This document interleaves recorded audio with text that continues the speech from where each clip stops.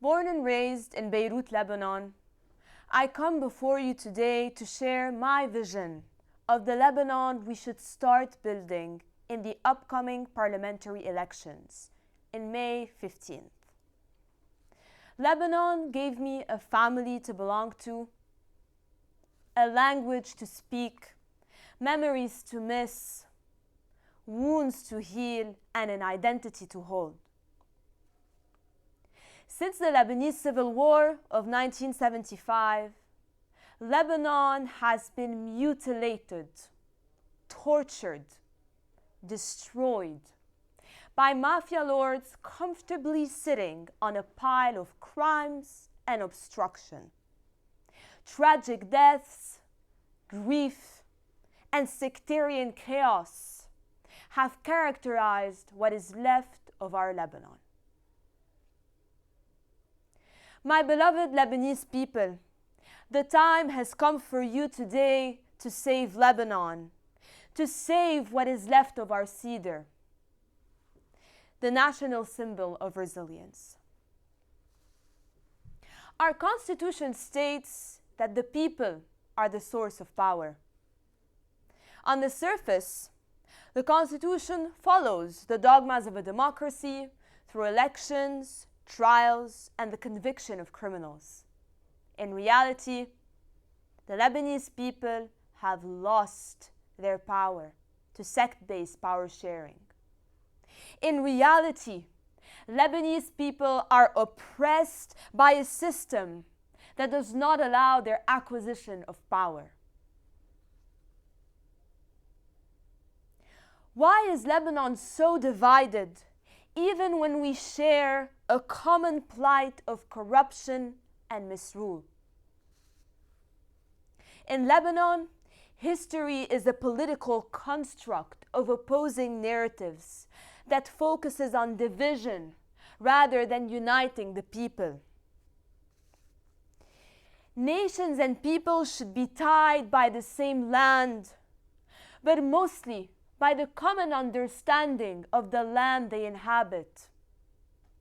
Nations and people should be tied by the same language, but mostly by the language and the understanding of the words they use.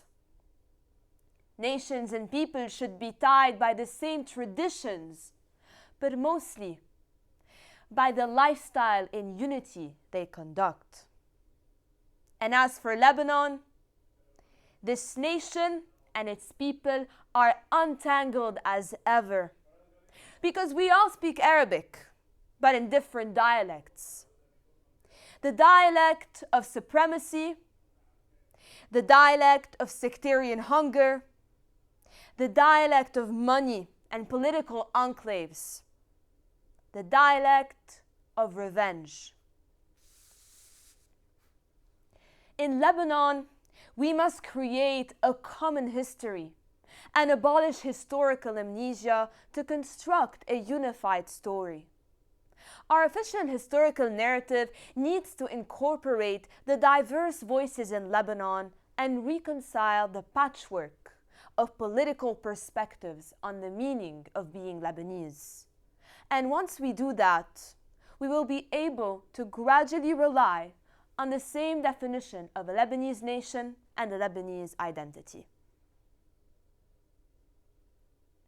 My beloved Lebanese people, when you cast your vote, ask yourself, what does it mean to be Lebanese? Is being Lebanese belonging to a religion rather than a nation? To a political group rather than a population? To an ideology rather than a revolution? Some say that being Lebanese is being Christian or Muslim, belonging to a political party in their different factions. Others have lost their words while defining their identities. And others have lost their identities, the sense of belonging to a state that no longer exists.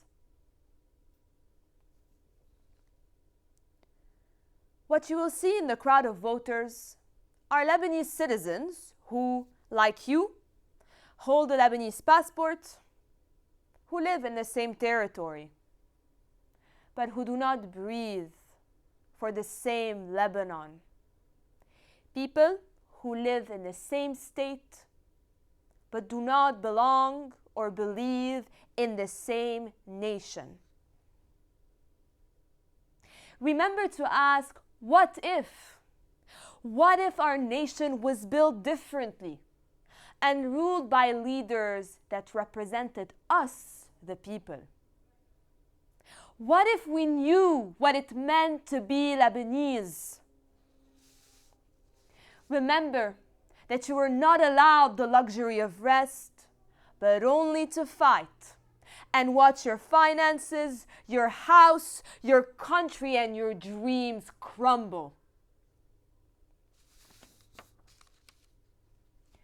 When you cast your vote, remember those who left Lebanon because living, even surviving, was not an option anymore. Remember the countless goodbyes you had to say at the airport as you saw your loved ones walk through the aisle of check-ins and disappear. Remember them, the Lebanese diaspora that cried for nights and days wishing to return to a Lebanon that welcomes them, that understands them.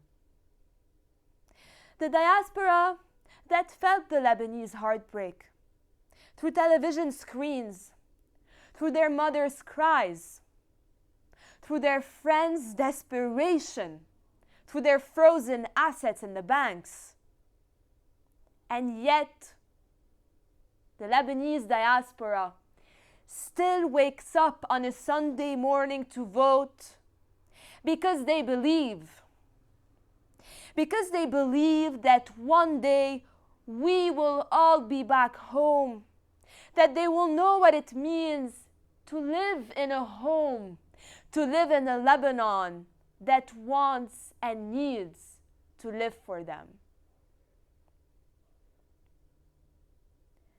Some Lebanese people might believe that voting is useless, that our failed state has reached this phase of no return, that corruption and collateral damage are irreversible. However, this exact perspective will stall any momentum for change. Our hope for expats to come back, for our families to be united again and celebrate again, and for our Lebanon to bloom again, starts with the elections. Because if we, the people, do not cast our votes, would be indirectly supporting the current status quo and their perpetrators. On the current status quo, I ask you here today, how many Lebanese people dream of a constant 24 hours of electricity supply, but only get lucky with an hour of 2? How many Lebanese families have struggled to buy food for their children because of skyrocketing market prices or a lack of basic necessities? How many Lebanese families have toured every single pharmacy in the country to find basic medication? How many Lebanese families have waited overnights in front of gas stations only if they could afford a car, or if they could pay the expensive price of gas, only if it was available? Today, the price we pay to be Lebanese can never be quantified in any currency. Today, who can afford to be Lebanese? Only the political elite.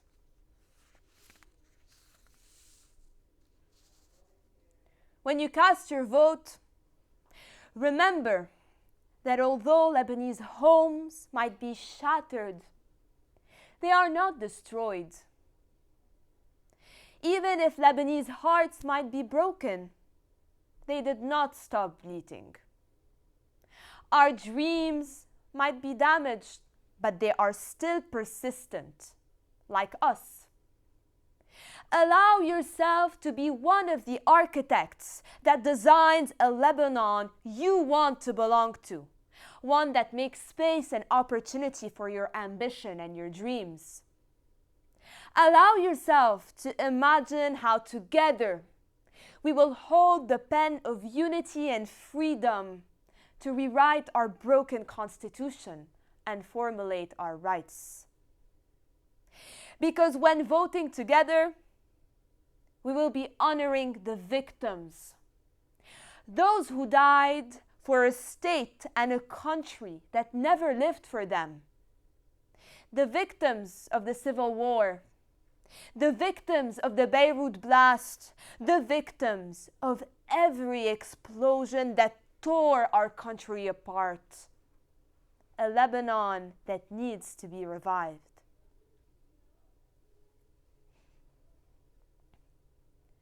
When I talk about Lebanon in a few decades, I want to talk about the flavors of my grandmother's traditional Lebanese food.